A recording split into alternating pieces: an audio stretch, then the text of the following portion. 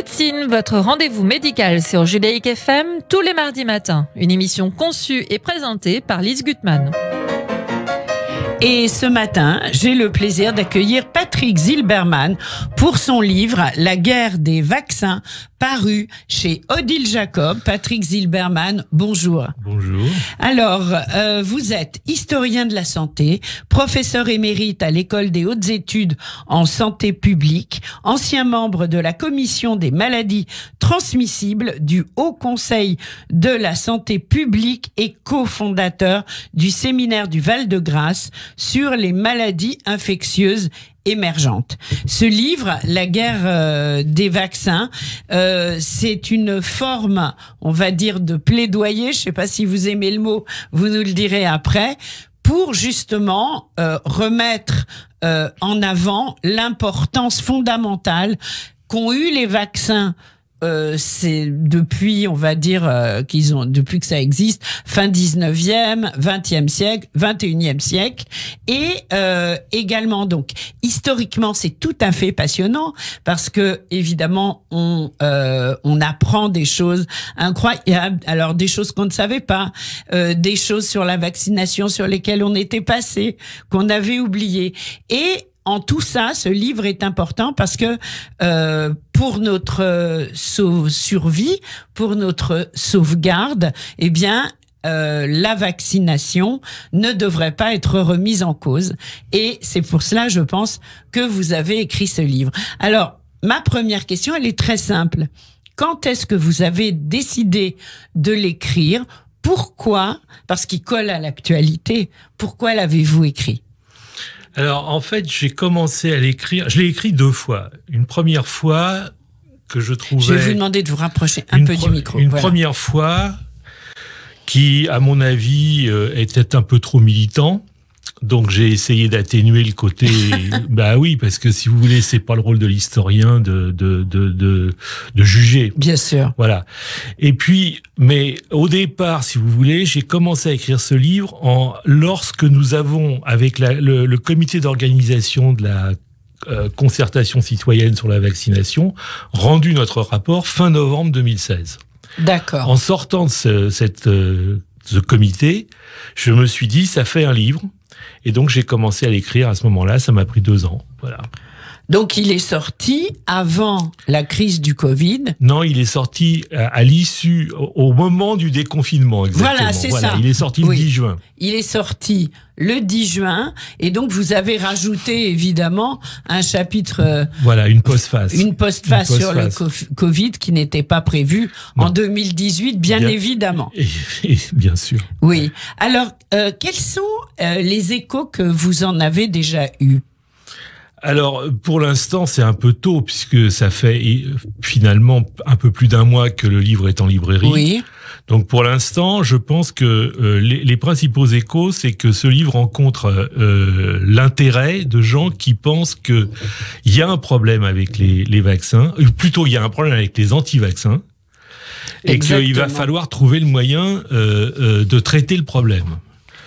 Parce que si vous voulez, c'est l'objet de ce dernier chapitre, finalement, c'est qu'on se rend compte que quel que soit le caractère extrêmement préoccupant de la crise actuelle de la Covid, ou du SARS-CoV-2, si vous voulez, eh bien, il y a une partie de l'opinion assez importante, un quart au moins, qui ne prendra pas le vaccin, même si ce vaccin est disponible dans les mois prochains, si vous voulez.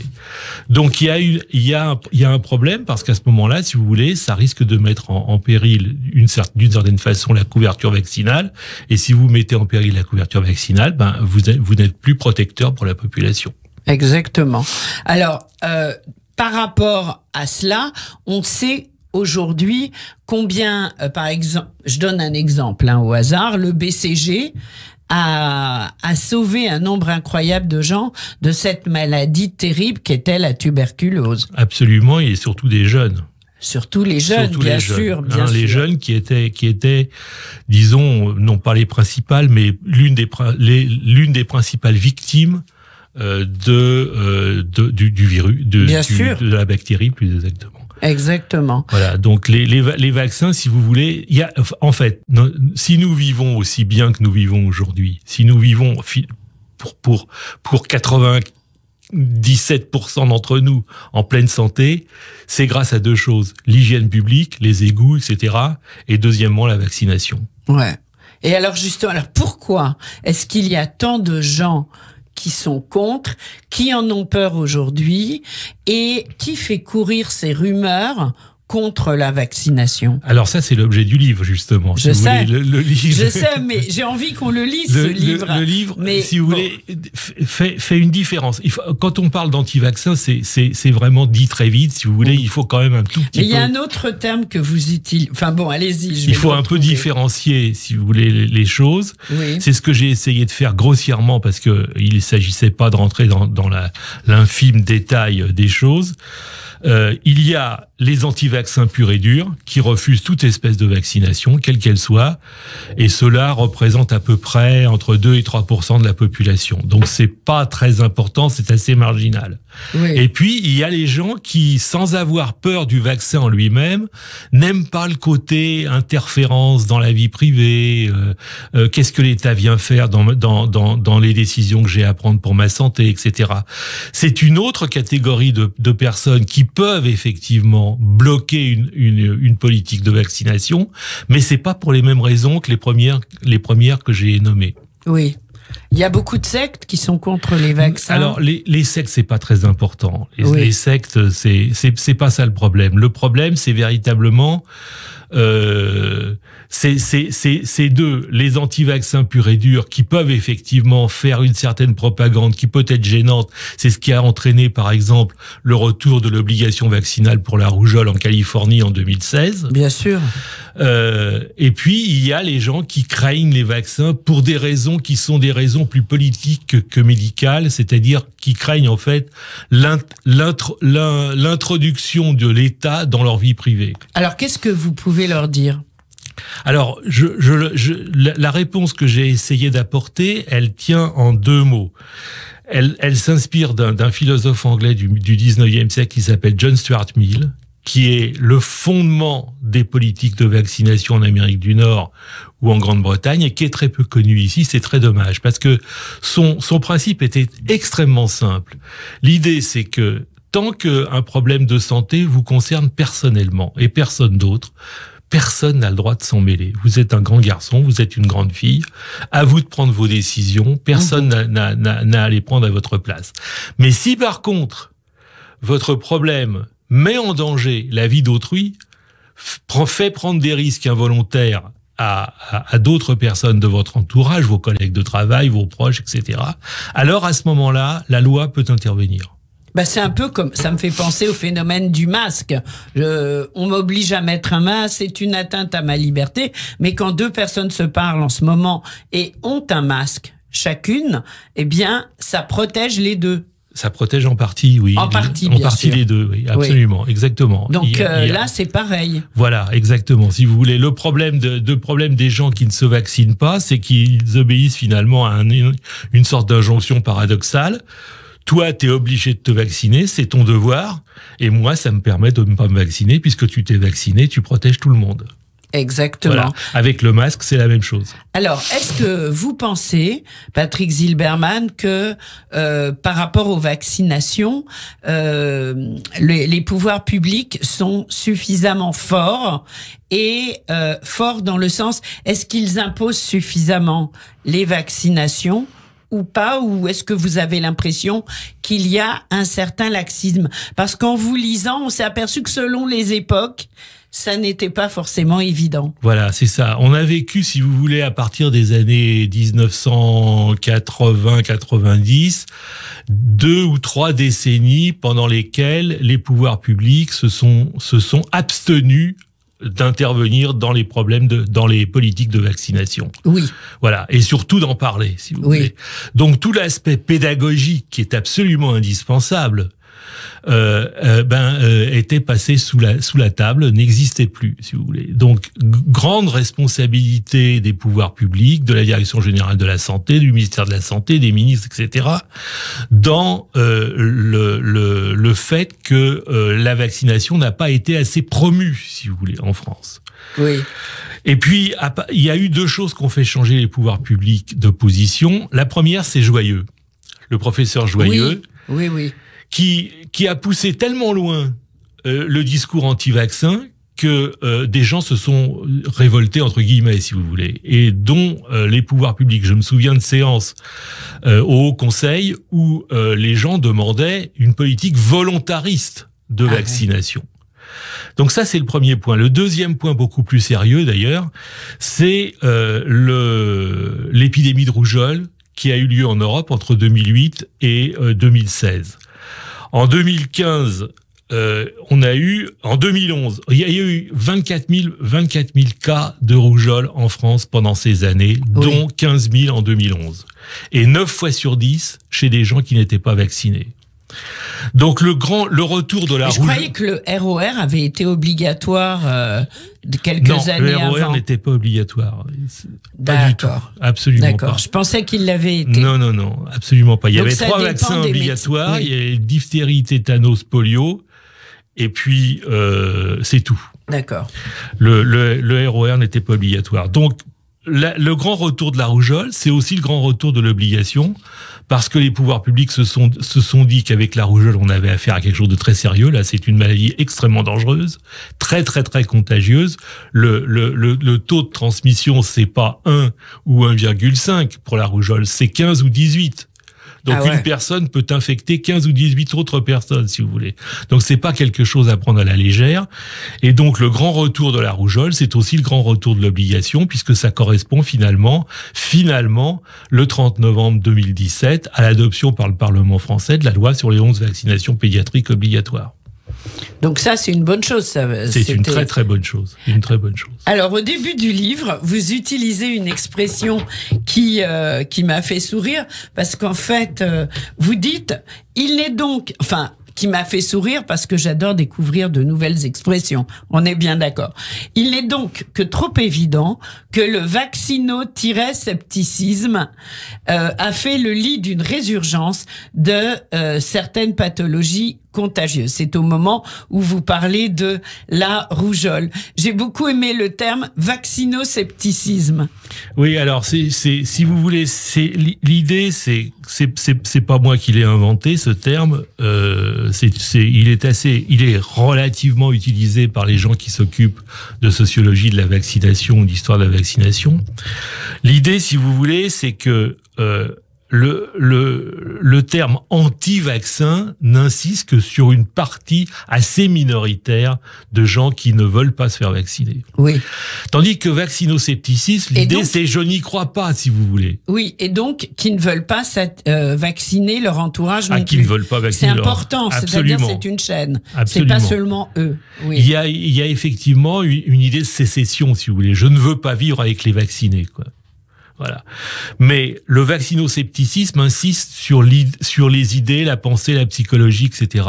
Des personnes qui refusent, peut-être momentanément, tel vaccin plutôt que tel autre. Parce que, si vous voulez, les anti-vaccins purs et durs refusent toute vaccination. D'autres font leur marché. Ils acceptent la vaccination contre la rougeole, par exemple, mais pas contre la grippe, etc. On ne veut pas de la vaccination contre l'hépatite B, mais on veut bien de la vaccination contre la diphtérie.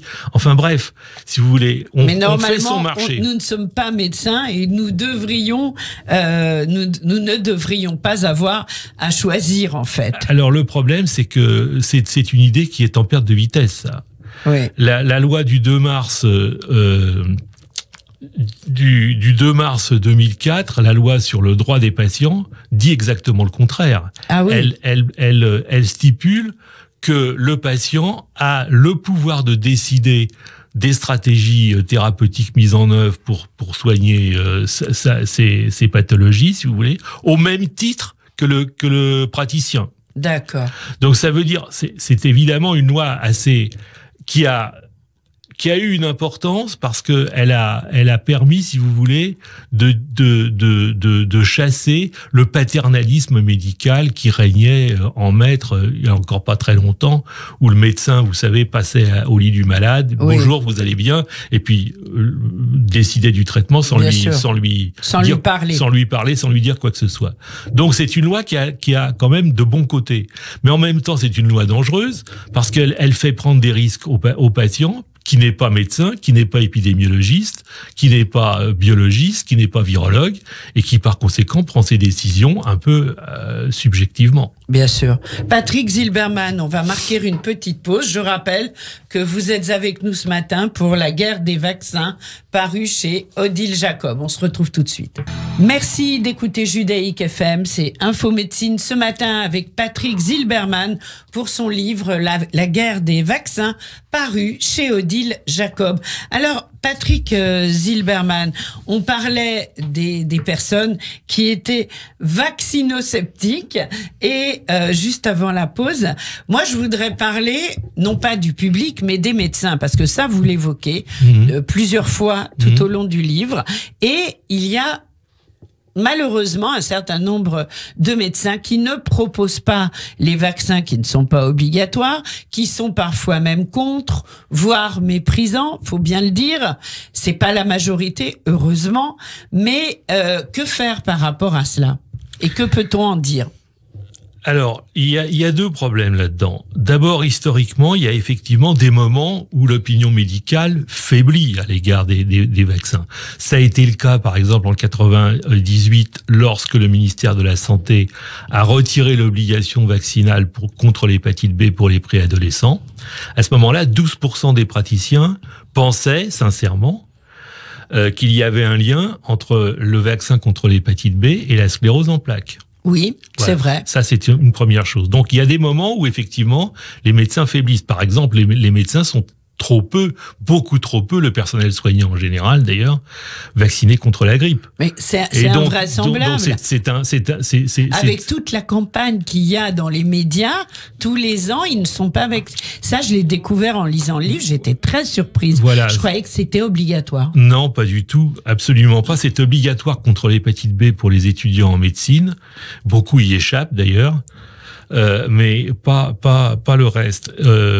C'est très gênant pour les personnes qui sont en maison de retraite, par exemple, parce qu'elles ont affaire aux infirmières, elles ont affaire à des médecins, lesquels ne sont pas vaccinés, pas la plupart du temps, mais parfois de moins en moins. Ces dernières années, le taux de vaccination a quand même remonté chez les soignants, et donc ça peut être dangereux, bien sûr. Bien sûr, évidemment. Et puis le deuxième point, c'est que il y a, si vous voulez, un problème avec les vaccins pour les médecins. Ce problème, c'est celui. Je me souviens plus ce que je voulais dire. Bon, on y reviendra. Ouais. Oui, on y reviendra. Et alors, justement, donc, par exemple, cette vaccination contre la grippe, elle devrait être presque obligatoire pour une majorité de la population ou pas? Alors, c'est très délicat Et pardon, surtout cette année, parce qu'il y a des gens qui disent « Oh ben la preuve, ça sert à rien, ils mélangent grippe, Covid, etc. » Le grand problème, si vous voulez, c'est que le vaccin contre la grippe est rarement très efficace.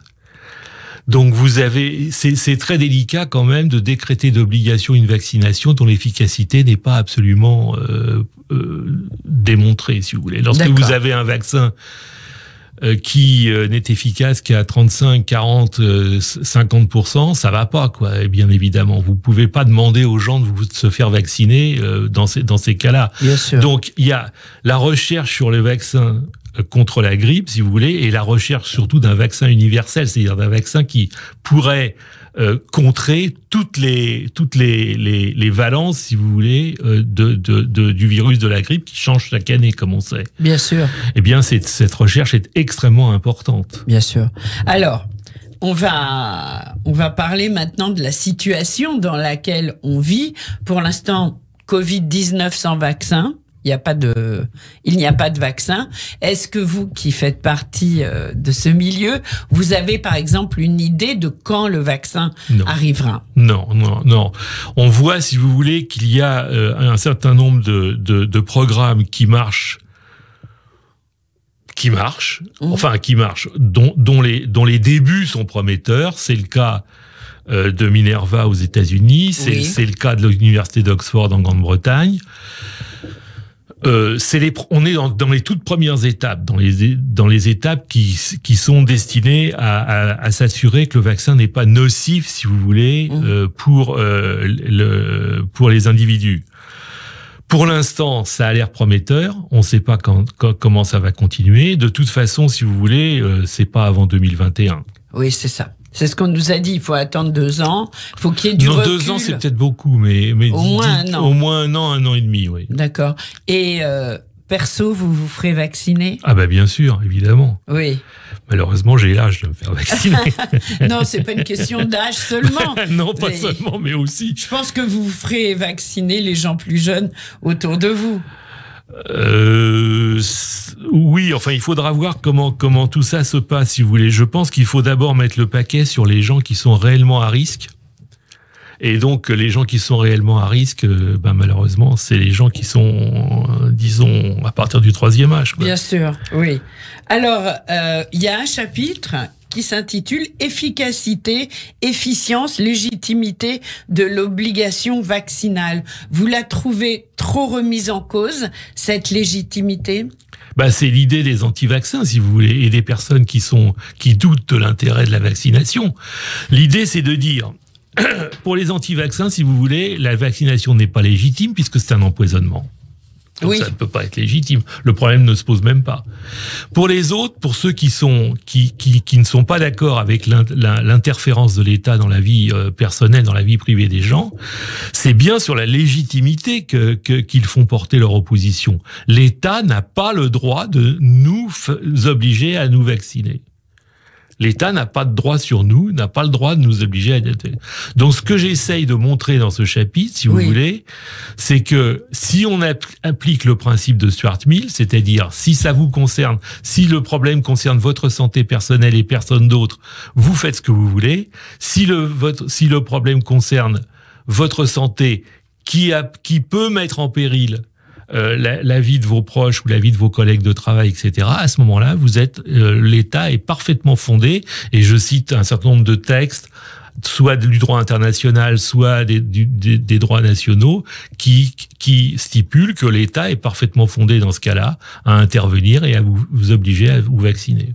Donc c'est très important. Est-ce que vous, personnellement, vous avez eu affaire à des médecins qui étaient contre? Non, pas jusqu'à maintenant. D'accord, c'est une bonne chose. Oui, vous êtes beaucoup dans le milieu médical, ça a un côté plutôt rassurant. Non, je n'ai pas eu affaire à des gens qui ont été contre. Non, ce que je voulais dire tout à l'heure, ce que j'avais oublié, c'est que, en fait, le problème pour les médecins, il n'est pas simplement celui de croire ou ne pas croire à l'intérêt de la vaccination. Le problème, c'est que c'est eux qui doivent répondre aux patients, à leur clientèle, pardon. Bien sûr.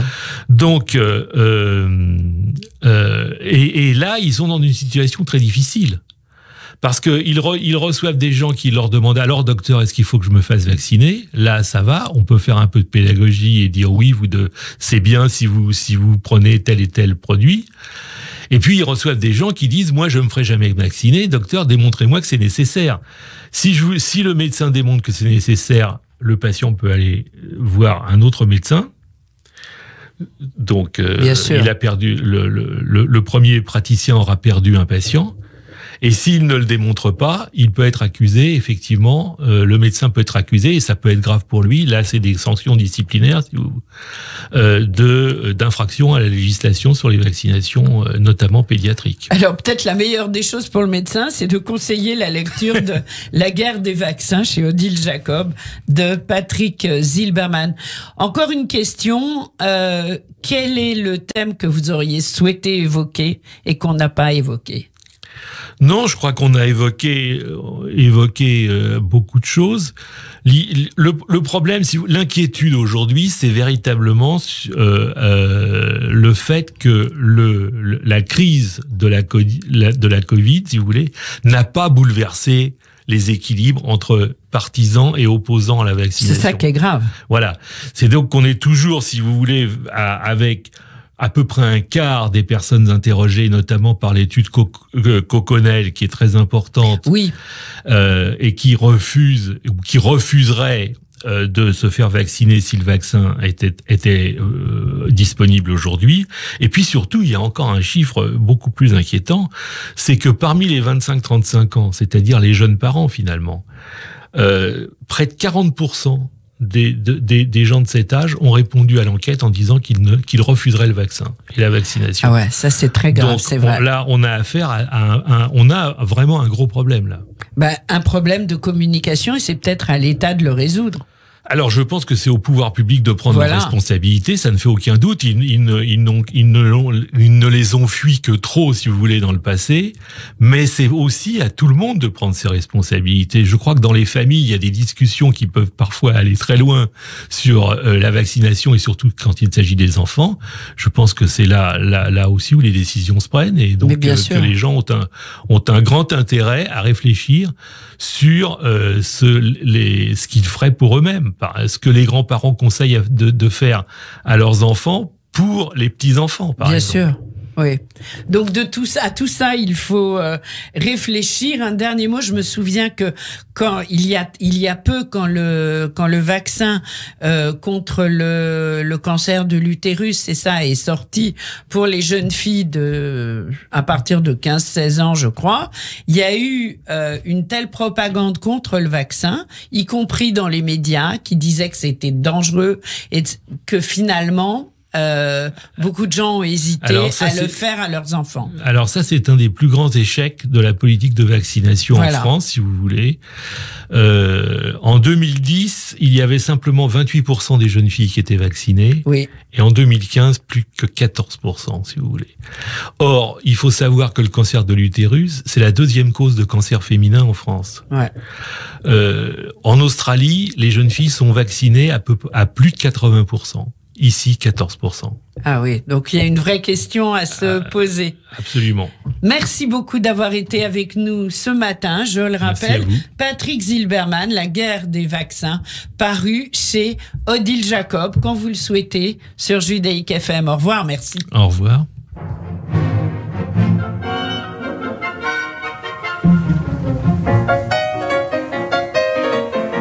Info Médecine, votre rendez-vous médical sur Judaïque FM tous les mardis matins. Une émission conçue et présentée par Lise Gutmann.